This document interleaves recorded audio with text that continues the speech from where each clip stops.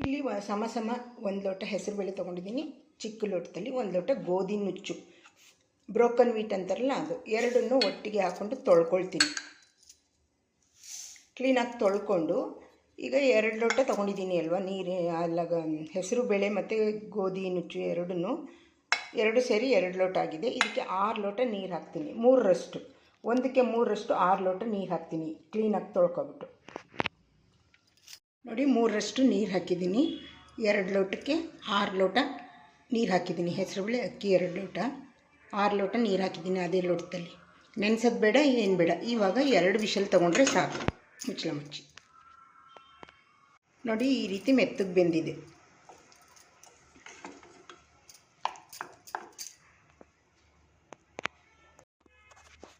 ನೋಡಿ, ಇವಾಗ ಇದು ಗಟ್ಟಿ ಇದೆ. ಇದಕ್ಕೆ 1 ಲೋಟ ಹಾಲು ಹಾಕ್ತೀನಿ. ಹಾಲು ಹಾಕ್ಕೊಂಡು ನೀರು ಹಾಕ್ಕೊಂಡು ತೆಳ್ಳಿ ಮಾಡ್ಕೋಬೇಕು. ಮೊದಲೇ ತೆಳ್ಳಿ ಮಾಡ್ಕೋಬೇಕು. ನಮಗೆ ಎಷ್ಟು ನೀರು ಬೇಕೋ ಅಷ್ಟು ಹಾಕ್ಕೊಂಡು ತೆಳ್ಳಿ ಮಾಡ್ಕೋಬೇಕು.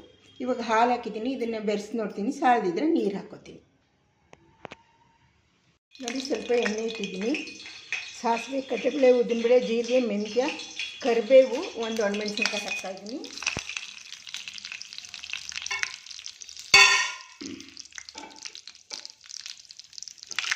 ಇದೆಲ್ಲ ಸ್ವಲ್ಪ ಚಟಪಟ ಅಂತ ಸಿಡಿಲಿ.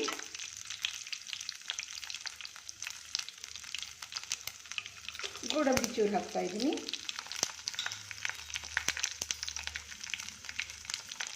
ಎರಡು ಹಸಿಮೆಣಸಿನ್ಕಾಯಿ. ಇದೆಲ್ಲ ಸ್ವಲ್ಪ ಫ್ರೈ ಆಗಿ ಚೆನ್ನಾಗಿ. ಇವಾಗ ಸ್ವಲ್ಪ ಜೀರಿಗೆ, ಸ್ವಲ್ಪ ಮೆಣಸು, ಕಲ್ಲುಪ್ಪು ಹಾಕ್ತಾಯಿದ್ದೀನಿ ರುಚಿಗೆ.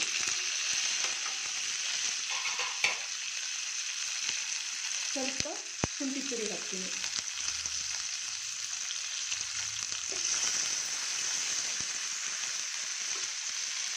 ಸ್ವಲ್ಪ ಕಾಯಿ ತುರಿ, ಸ್ವಲ್ಪ ಕರ್ಬೇವಿನ ಸೊಪ್ಪು, ಕೊತ್ತಂಬರಿ ಸೊಪ್ಪು ಸ್ವಲ್ಪ ಲಾಸ್ಟಲ್ಲಿ. ಇವಾಗ ನೋಡಿ, ಹಾಲು ನೀರು ಹಾಕ್ಕೊಂಡು ಇಷ್ಟು ತೆಳ್ಳಗೆ ಮಾಡ್ಕೊಂಡಿದ್ದೀನಿ. ಅದನ್ನು ಹಾಕ್ತೀನಿ. ಇದು ಬರ್ತಾ ಇನ್ನೂ ಗಟ್ಟಿಯಾಗುತ್ತೆ.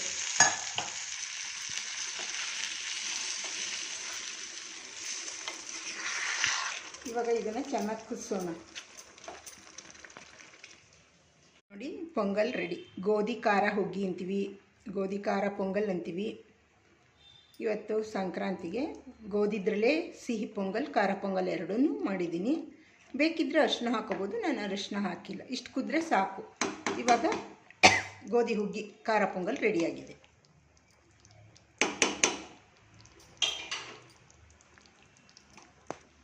ಸ್ಟವ್ ಆಫ್ ಮಾಡಿಬಿಡು. ಗೋಧಿ ಹುಗ್ಗಿ ಮಾಡೋದಕ್ಕೆ 1 ಸಣ್ಣ ಕಪ್ಪು ಗೋಧಿ ನುಚ್ಚು ತೊಗೊಂಡಿದ್ದೀನಿ. ಬ್ರೋಕನ್ ವೀಟ್ ಅಂತಾರಲ್ಲ ಅದು. 1 ಕಪ್ಪು ಹೆಸರುಬೇಳೆ ತೊಗೊಂಡಿದ್ದೀನಿ. 2 ಸಮ ತೊಗೊಂಡಿದ್ದೀನಿ. ಇದೆರಡನ್ನು ಕ್ಲೀನಾಗಿ ಒಂದು ಪಾತ್ರೆಗೆ ಹಾಕಿಬಿಟ್ಟು ತೊಳ್ಕೊಂಬಿಡೋಣ. ಮೊದಲು ತೊಳ್ಕೊಂಬಿಡೋಣ. ಇದನ್ನು ಕ್ಲೀನಾಗಿ 1-2-3 ಸಲ ತೊಳ್ಕೊಳ್ತೀನಿ. ಸ್ಟವ್ ಆನ್ ಮಾಡಿ 2 ಸ್ಪೂನ್ ತುಪ್ಪ ಹಾಕಿದ್ದೀನಿ. ಇದು ಕರಗಲಿ ಸ್ವಲ್ಪ. ಇದಕ್ಕೆ ಬಾದಾಮಿ, ಗೋಡಂಬಿ, ದ್ರಾಕ್ಷಿ 3 ಹಾಕ್ತೀನಿ. ತುಪ್ಪ ಕಾದ್ಮೇಲೆ ಇದನ್ನು ತುಪ್ಪದಲ್ಲಿ ಸ್ವಲ್ಪ ದ್ರಾಕ್ಷಿ ಎಲ್ಲ ದಪ್ಪ ಆಗೋ ತನಕ ಬಾಡಿಸ್ಕೊಳ್ತೀನಿ. ನೋಡಿ, ಇಷ್ಟಾದರೆ ಸಾಕು. ಇವಾಗ ತೆಗೆದುಬಿಡೋಣ. ಒಂದು ಕುಕ್ಕರ್ ಪಾತ್ರೆಗೆ 3 ಸ್ಪೂನ್ ಎಣ್ಣೆ ಹಾಕಿದ್ದೀನಿ. ಇದು ಕಳ್ಳಿ. ಇದಕ್ಕೆ 1 ಕಪ್ ಕಾಯಿ ತುರಿ ಹಾಕ್ತಾಯಿದ್ದೀನಿ. ಸ್ವಲ್ಪ ಏಲಕ್ಕಿ ಪುಡಿ ಹಾಕ್ತೀನಿ. ಕುಕ್ಕರ್ ಪಾತ್ರೆಗೆ 3 ಸ್ಪೂನ್ ಎಣ್ಣೆ ಹಾಕ್ಕೊಂಡಿದ್ದೀನಿ. ನೀವು ತುಪ್ಪ ಬೇಕಾದ್ರೆ ಹಾಕೋಬೋದು. ಈ ತೊಳೆದಿರೋ ಹೆಸರುಬೇಳೆ, ಗೋಧಿ ನುಚ್ಚನ್ನ ಹುರ್ಕೊಂಬಿಡೋಣ.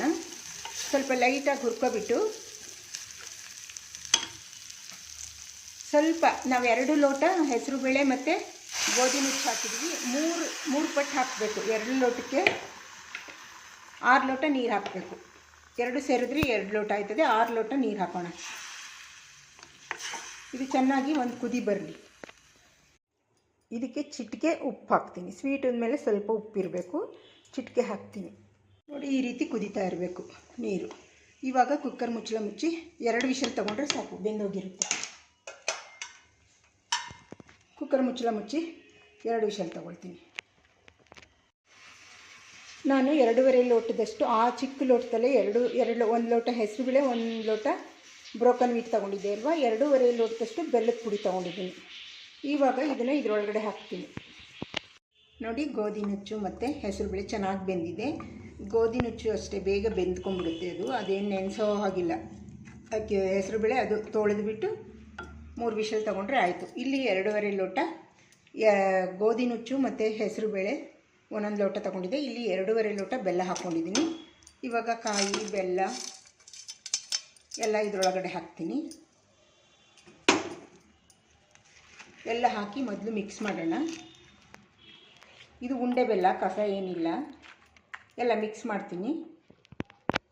ಈಗ ಸ್ವಲ್ಪ ಕಡಿಮೆ ಉರಿ ಮಾಡಿ ಈ ಪಾತ್ರೆ ಬಗ್ಸಿದ್ದೀನಿ ಕುಕ್ಕರಿಂದ.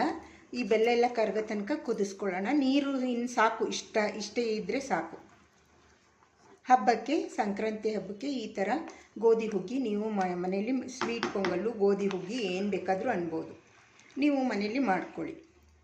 ಗೋಧಿ ಹುಗ್ಗಿ ಅಂತೀವಿ ನಾವು ಇದಕ್ಕೆ. ಗೋಧಿ ನುಚ್ಚು ಹಾಕಿದ್ದೀವಲ್ಲ ಅದಕ್ಕೆ ಗೋಧಿ ಹುಗ್ಗಿ ಅಂತೀವಿ. ಇದು ಬೆಲ್ಲ ಕರಗೋ ತನಕ ಚೆನ್ನಾಗಿ ಕುದಿಸ್ಕೊಂಡ್ರೆ ಸ್ವೀಟ್ ಪೊಂಗಲ್ಲು, ಗೋಧಿ ಹುಗ್ಗಿ ರೆಡಿ. ನೋಡಿ, ಬೆಲ್ಲ ಎಲ್ಲ ಕರಗಿದೆ. ಗೋಧಿ ಸ್ವೀಟ್ ಪೊಂಗಲ್ ಅಥವಾ ಗೋಧಿ ಹುಗ್ಗಿ ರೆಡಿ. ಇವಾಗ ಸರ್ವ್ ಮಾಡಿಕೊಡೋದು.